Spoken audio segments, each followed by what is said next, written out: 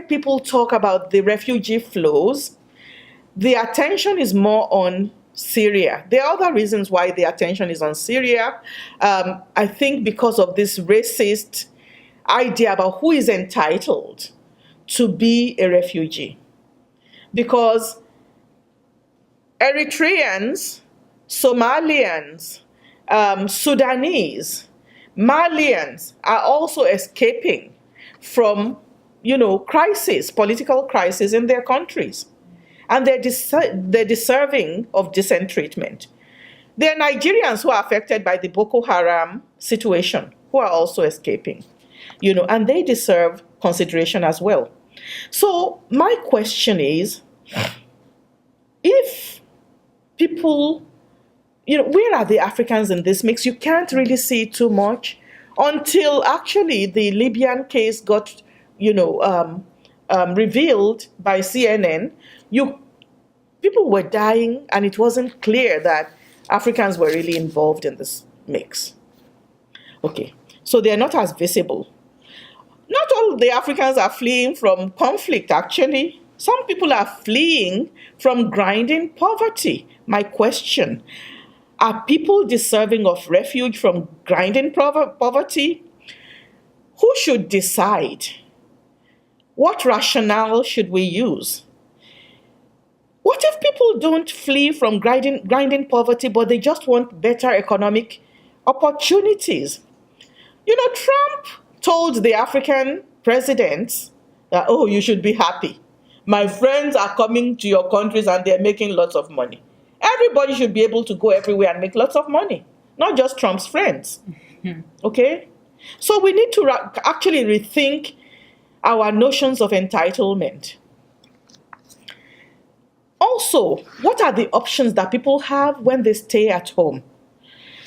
How do we treat people who are adventurers? They just are looking for, adventure. The Europeans came all over Africa. We called them explorers.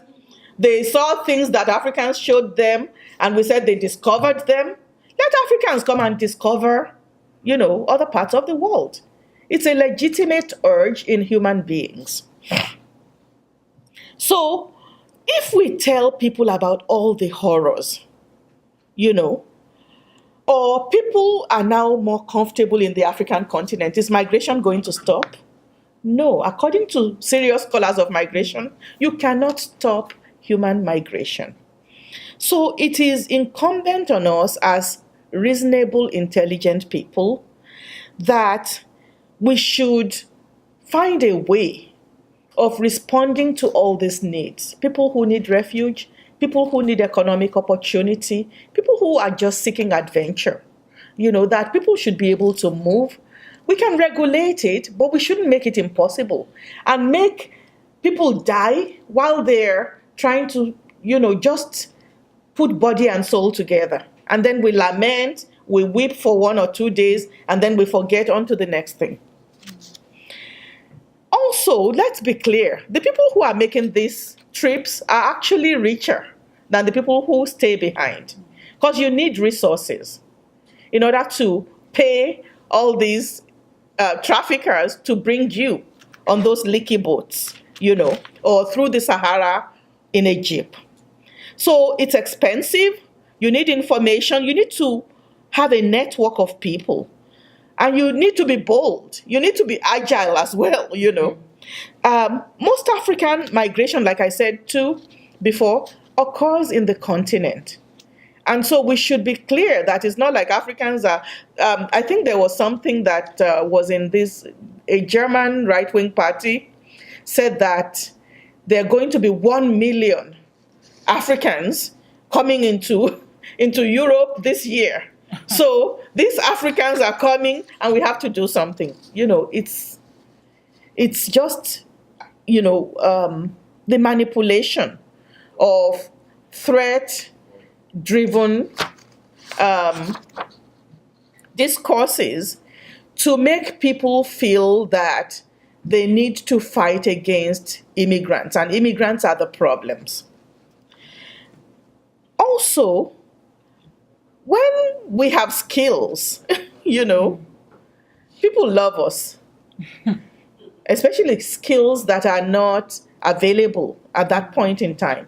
So if you have these IT skills, or you have you are an opera star, or you are a footballer or sports, skilled sports person, people want you. And people don't put any fortress, before you. Actually, people are recruited. The other day, there was this young woman, a Nigerian, who was recruited from Nigeria to come and head global business relations for Ernst and Young. So we can pluck the talented people and bring them, but we don't want certain other people. Also, we should be clear that when I talk about mixed migration, actually many of the people might be skilled, but they don't have a legal way of making the trip. So they succumb to the pressure of finding clandestine ways of getting into countries where they can go and make a better life for themselves. So I think also that the flouting of international law by Europeans and the US, the West in general, it needs to stop. Then when we say African lives matter, let me repeat this. To whom should they matter? Whom should we hold responsible? Do you see the irony of living in a liberal international order where money can move, goods can move, but people can't? What is it going to take for African governments and African institutions, regional institutions, to realize that at least some of the onus for making humane solutions for their people who are moving, is on them and should not be left to others? So thank you very much. Thank you. So I want to thank Dr. Okome for her presentation. And in the tradition of the Palaver, we're opening it up so it's more of a conversation. So Dr. Okome is leading the conversation by giving her presentation, but I want to open it up so that others can contribute or ask questions. So I'll do that at this time. Anybody has any questions? Yeah. Yes. About African migration within the countries of Africa. So are there certain countries that are noticing an influx from other regions? Okay, so the question is, what about African migration within the continent? Are there some countries that attract more migrants than others? Okay, yes, there are countries like South Africa, Nigeria, funnily, Egypt, and the Northwest African countries, Morocco and Liberia. And then there are countries where there's cyclical labor migration that follow the crop seasons. So in West Africa, you have people moving from one West African country to others to go and provide labor on farms to do harvesting when the crops have matured enough to be harvested. So funnily enough, a lot of West Africans move to Nigeria because Nigeria's economy is doing better than the economies of some other West African countries, especially countries that have been at war, like Liberia, Sierra Leone. Now Cameroon, there are refugees coming to Nigeria from Cameroon as a result of the crisis between the Anglophone, that is English-speaking Cameroonians, and the Francophone, the French-speaking Cameroonians. So this causes people to kind of move, either in crisis mode or to look for jobs in places that are doing better. or for safety. So South Africa has traditionally been a country that Southern Africans from other Southern African countries migrate to for labor. And during apartheid, it was tightly regulated, so that the mines and the plantations would give people passes to come for limited periods of time. They had to stay in these really horrible dormitories where, they were single sex and it was predominantly men for a limited period, and then they had to go back to their countries. If you move out of there, you're arrested and thrown in jail because it doesn't allow for freedom of movement. But that's how the gold and the diamond and the agricultural crops in South Africa were, managed.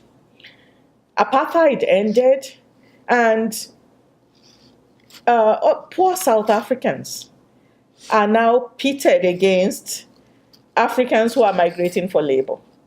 Because the promise of ending apartheid was that life was going to be better. So the competition for jobs by Africans from other countries is resented by South Africans, and you have violence sometimes, So xenophobia and anti-immigrant racist discourses are not only to be found in the West. Egypt, people go from Egypt to go to Saudi Arabia and the Gulf states. You also have which other, so I talked about Libya and Morocco, but people were also crossing from Mauritania before. So, what usually has happened is that I showed the walls. I didn't talk about other parts outside of Europe. So some African countries also have decided that walls are a good idea. And historically also, there was a time in the I think it was 1970s, when Ghana and Nigeria had issues. Ghana expelled Nigerians. Nigeria retaliated by expelling Ghanaians. It was destructive to people's lives and property and just well-being. So, when I talk about the need to redesign laws about migration, I'm not only talking about what's happening in the West. Africans also need to do this. The African Union has said that it's going to have a free movement of people law, so that's welcome. I hope it works. But, if hope is good, but people also have to push these institutions and governments.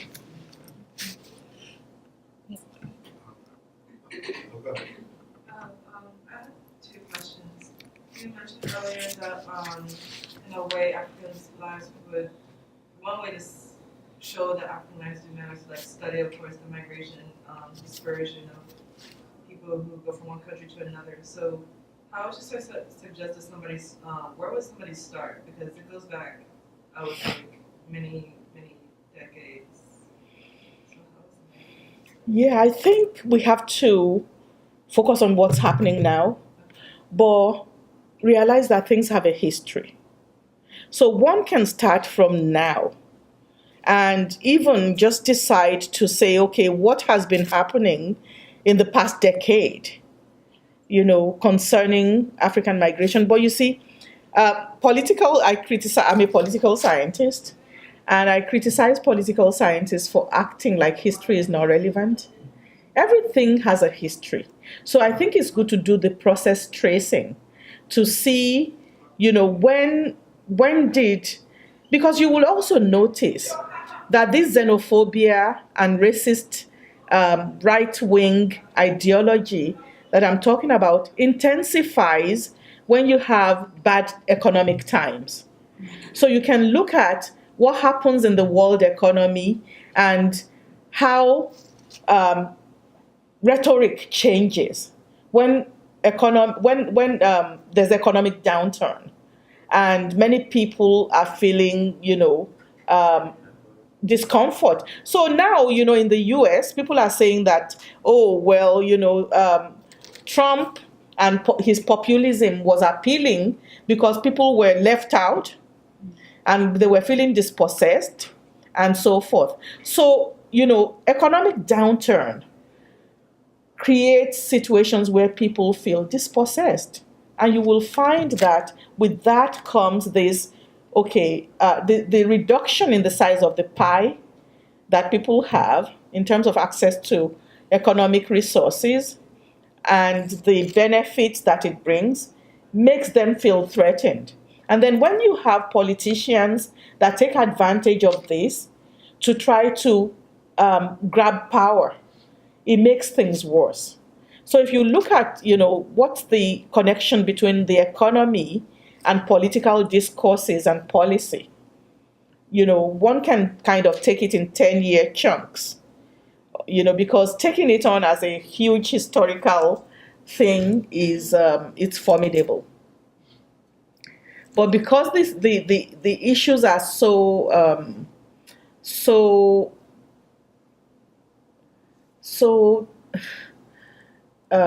traumatizing and people are dying, I think we have to focus on now and then kind of say what caused this and then what can we do about it.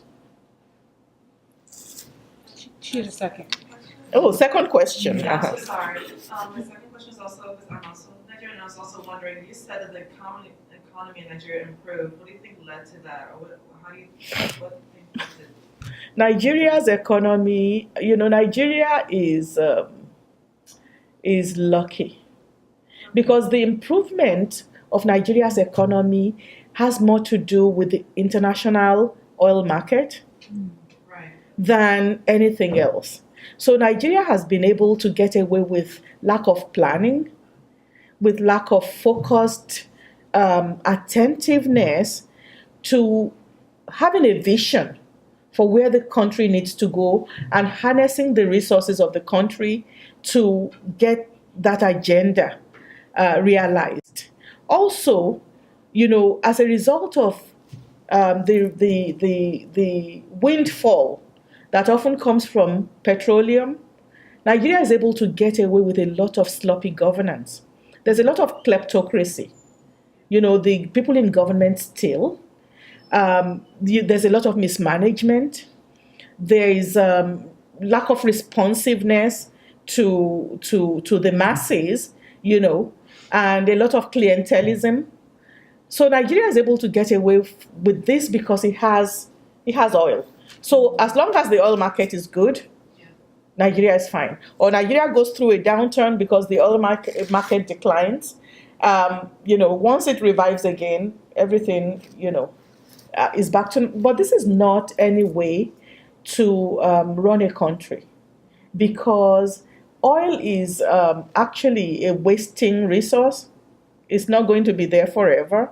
Plus, with a lot of the innovations in alternative fuel sources, we're going to get to a point where this oil is not going to generate as much anymore. So Nigeria needs to be planning for that future. And I don't see any evidence that that's happening. Thank you so much. I appreciate it. You're welcome. No, my issue is more You come. expanding a bit more on the historical aspects of the migration, especially within the continent, and then also, and I think also one of the things that's always overemphasized is that there's not as many Africans going abroad as there are within. Most of the people are migrating within, and it makes sense because if you look at the borders are not our borders; they were not created by Africans.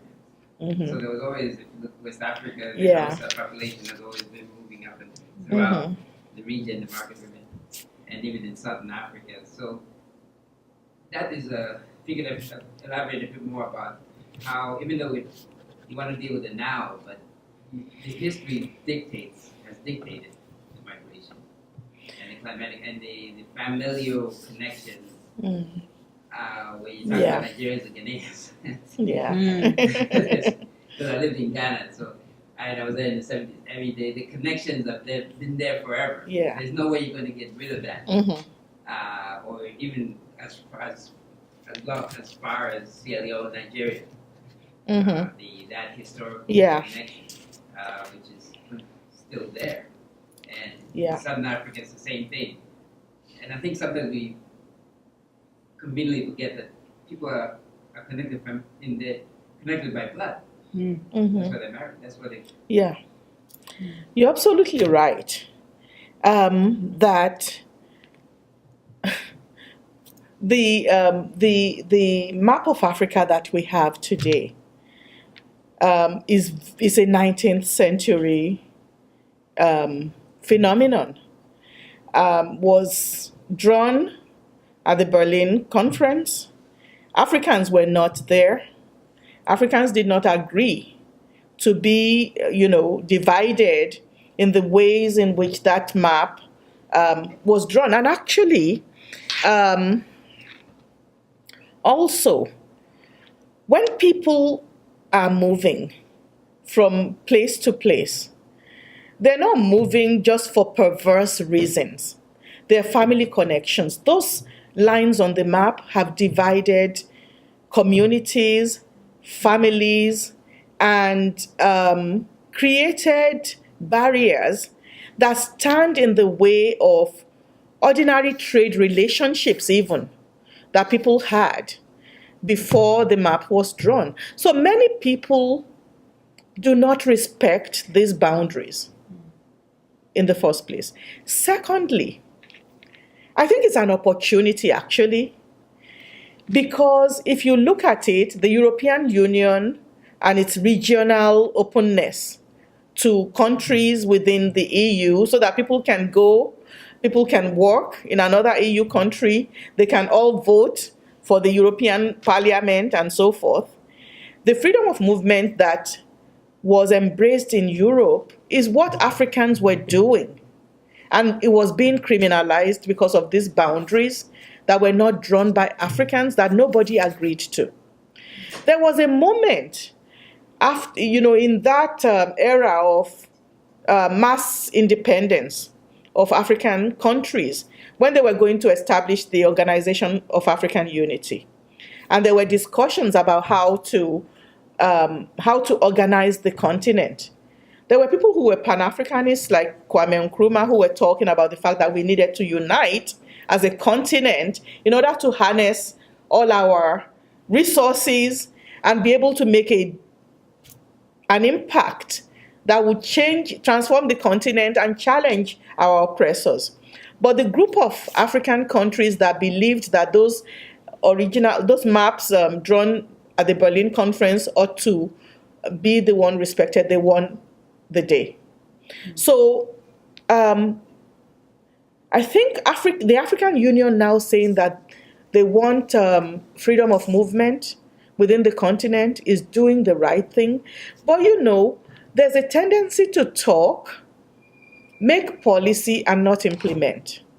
This has to be implemented, and Africa would be better for it.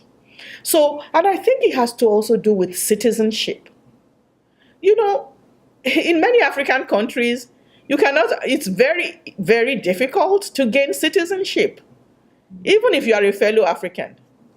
You could be living there forever. You could be there for generations. The Nigerians in Ghana and the Ghanaians in Nigeria were not citizens of either country. So we have to change this. And even, so let me tell you the absurdity of it. That, I'm Nigerian.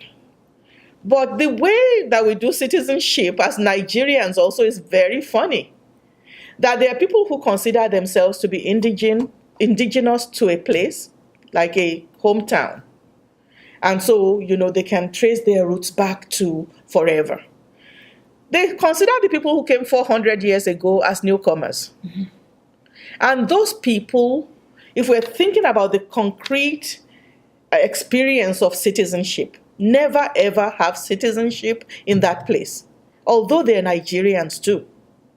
And then, the way marriage also works, sometimes as a woman, you are a Nigerian, but in your husband's hometown, you are not quite one of them.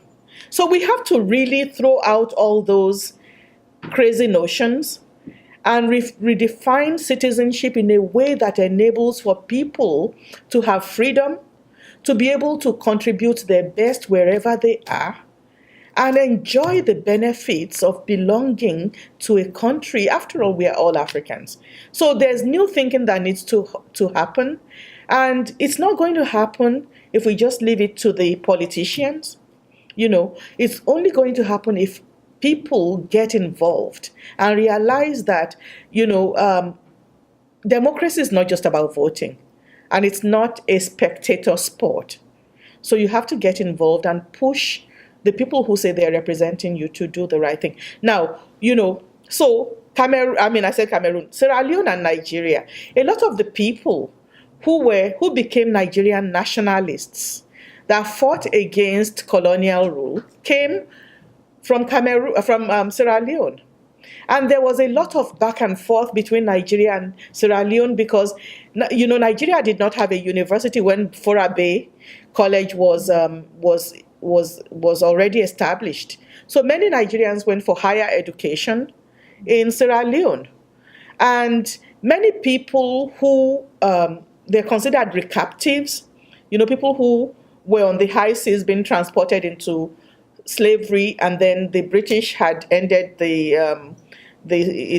abolished the slave trade, and those people were captured, who were originally from Nigeria, were dropped off in Sierra Leone. They found their ways back home, And then you can also, even from the diaspora, from Brazil, from Cuba, people. So if you go to Lagos, Nigeria, you'll still find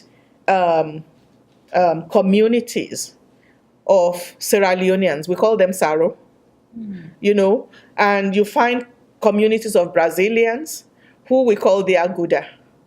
And, they have foodways that still connect with Sierra Leone, with Brazil, and vice versa. And people travel back and forth. So their family relations, blood relations of long standing. And then, in terms of anti-colonial struggle, they were really highly involved. So when we think about history in these terms, a lot of these divisions that we have, they make absolutely no sense. And we need to drop them because, Europe itself, the process of making nations, the way Europe did it, is a very vicious and brutal history. And we don't need to subscribe to that kind of stupid way of organizing political life. You say it's more of I see it more of a problem within the political class, not then. Yeah, so ordinary people maintain their lives, and families relate to one another. Traders travel, but you see, it is criminalized. So we call it smuggling. If people are trying to do this travel without visa, they can be arrested and they have committed a crime. So I think the promise of this free movement policy by the African Union is that we're going to drop all this nonsense that criminalizes ordinary people. And anyway, you see, the nomadic people don't respect any of this thing anyway. And the reason why people are actually able to travel through the Sahara to do the horrible, brutal migration that leads to this deaths and colonial creations have managed to criminalize these, interactions or ignore them. And the promise they even hold for helping to build economies that are resilient and profitable. Yeah. I was just going to comment on that. When in East Africa, when Kenya and Tanzania fell out politically and closed the border, the Maasai, who were in both countries, they didn't recognize it. They went on as business as usual, crossing back and forth across the border. So, are there any other? Mm-hmm. So I'm definitely going to simplify. That wasn't so at the same time that you see people, I guess the migration out of Africa and stuff about there are people coming from places like China or other parts of Mm-hmm. Asia into Africa to seize opportunity. Mm-hmm. So, and I don't know the answer, but are there ways to reimagine or reconfigure the situation so that we're taking advantage of some of that opportunity and benefiting those people Yeah. who feel the need to leave? Okay, yeah. Excellent. I'm You- the best. Okay. So, when I think about it, I think one of the ways we can maybe see that it's not just about Africa, but sometimes it seems as though people who are coming from the outside might be able to see opportunities that people who are local might not see. That's one. Second, there are actually incentives, that are offered to foreigners that may not be available to locals. Sometimes it's a question of the scale of investment. So I hope you know that if you have, I think it's $250,000, and you want to hire 20 Americans, you can get a green card, So I think it's that kind of thing where foreign influxes are coming from people who have, larger pot of money. And the larger pot of money is more valued than smaller bits that could add to even more than that larger pot of money. So it's about how one envisions economic development and planning towards that. The mode of planning, contemporarily, favors people who have huge resources. So multinational and transnational corporations and big businesses are given all kinds of deals that are not available to small-scale investors. And then there's a vision issue too, that African countries have to think about this in a way that sees the possibility of investing in their own people in order to create or to expand opportunity. And that's not happening yet. So I think, so to blame a common villain, it's about the way in which capitalism is imagined and practiced. That we value capital, and the bigger it is, the more we go after it. But we don't drop in the bucket kind of, money is not valued. And that, so if Africa is going to change things around, I'll give you an example. You know that I bother people with all kinds of, have you seen this? So one of the things, and I'm on WhatsApp sending all kinds of stuff. And one of the things I sent on WhatsApp last week was about mining gold in Ghana. Chinese miners have now gone to start competing with small-scale artisan miners. And they're doing it at a scale that, it's not possible for local people to compete anymore. As a matter of fact, they're hiring the locals, and they're taking away their autonomy, and then they're practicing a whole lot of dangerous mining using chemicals and so forth. Why are they there? No, I'm getting. So why are the Chinese there? They're there because the Ghanaian government gave them, the permission. Yeah. Why? And, if that is a problem, who is going to make the Ghanaian government stop it? Is a question, because they're not going to stop it. Because you might even find that people who have money, who are in Ghanaian government and you, by the way, this applies to all African countries, might be investors in that Chinese firm. So, the in terms of scholarly explanation, the dependency school of thought has criticized developing countries' governments for doing this kind of ignorant, you know, economic development strategy that ignores their own people and supports, international business to come, who usually come and exploit people, mistreat them, underpay them, and take away opportunities for those people, from making money. So I hope I've kind of addressed some of what you're saying. So there's a need for policy. Who can come in, on what terms they can come in, and what obligations they owe. The Chinese are coming to set up businesses in Africa. They bring labor from China, even to wash dishes. So that kind of thing has to stop. But the Chinese learned from the Europeans. That's what the Europeans and the Americans have done from time immemorial. So Africa, what is the learning from history? And what do we mean to do about it? And I think one of the problems too is that you have a class divide. So those who make policy are not affected by the negative effects of their policies.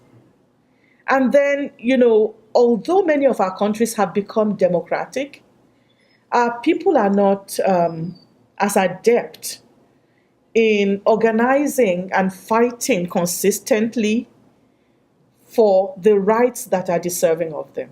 Plus, oftentimes in capitalism or even in democracy, we respect this ballot box thing, but there's no democracy in the economy. So you can have, political democracy and lack of economic democracy. And if we kind of look at the US, maybe it's clearer that you are having economies that are growing. The US economy is growing, and yet there's more inequality. So you can have growth and no development in terms of people's ability to live decent, dignified lives where they're able to, feed themselves and meet their basic needs. And even if they don't get filthy rich, they can say, my children are going to do better. Until we have that kind of way of planning economies, we're going to allow all kinds of carpetbaggers. And the Chinese are the most visible now, but the Indians are also making good business all over Africa. The oil multinationals are still making a lot of money too. So just quick follow-up. I mean, my thing is, I guess I don't blame them for doing that. No. The thing is, they're rich African people as well, Nigerian people and so forth. Mm-hmm. Why wouldn't they see? How would they see? Okay, the Chinese guy is making a ton of money, and he's not leaving China for no reason. He's leaving China to make money. So, couldn't the opportunity be leveraged by African capitalists as well? Okay. Could that, in a way, be used to benefit? Okay, so. I guess I'm assuming people care about other people. Okay, so again, the dependency school of thought explains this. So if you have the prospect that when the regime changes, it might turn the screws on you and you might lose your money. You are going to not be interested in keeping most of your money there and investing it there in your country. That's one thing. Second thing is, many people are risk averse. And so when they're thinking of places to invest their money, they see a lot of ups and downs, in the economy of their own country, and so don't want to put their money in there. But I think it's, the first explanation actually explains it more, that if the government changes, you know that you might lose that money, because of the way in which politics works, and, opposition and enmity are the same thing, So people hide their money in that way. And then there's a lot of risk aversion. And then also, what kinds of investment? So you find that there's a preference for investment in real estate rather than investment in heavy, production. Um, Sometimes this also follows a logic in terms of advice that many international development experts give about concentrating on comparative advantage. So if you use that kind of framework, it's not advantageous for you to be trying to put money into something in Nigeria when they can produce it better in China. So people also use that rationale and invest their money. So there needs to be, it has to be an effort that involves government and business that form an alliance that says, okay, we're going to not focus on short term, but look to the long term. And there's a model for that. That's what the Asian tigers did, and they grew. And they went against the advice given to them by the IMF and the World Bank, Those people aren't. Yes, because that is bad advice. So who is going to give up on what you can make today in order to make more tomorrow? That's the kind of thinking that needs to occur. And it has to be a critical mass of people that are doing this. So I think also there's a role that education plays. So what kind of education we're giving people and what we hope to get as a result of that education is important. It's not just about book learning, but inspiring people to think that there is something here that we want to build. So how do we build it? How do you train people to focus on producing the results in the long term? That is also missing because we're always looking to the outside, and we think there's a magic formula. Let's do what the Americans are doing. But we are not America. And America is not our friend, So would you say that there's something missing in terms of pride and nationalism in some of these countries from where people migrate?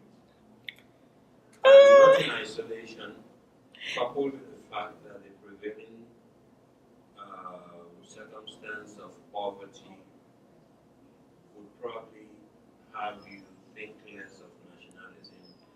I think it's less about pride, because when it comes to the football, we're all cheering, our national team, It's about money. How are you going to invest your money when you don't believe that that investment is going to yield as much as when you put it in a Swiss bank and it's earning interest, or offshore and it's earning interest?